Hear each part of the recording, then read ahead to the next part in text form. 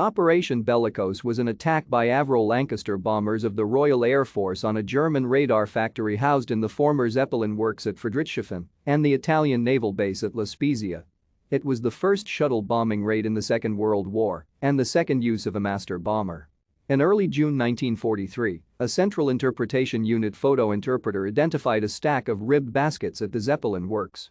After Winston Churchill viewed the photos at RAF Medmenham on 14 June, No. 5 Group RAF received the surprise orders on 16 June to attack Friedrichshafen during the next full moon.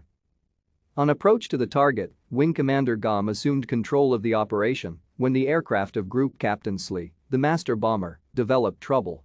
The main force was ordered to bomb from 15,000 feet rather than the planned 10,000 feet due to heavy flak.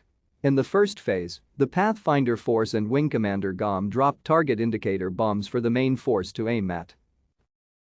Thank you for watching. Like and subscribe if you would like to view more of our videos. Have a nice day.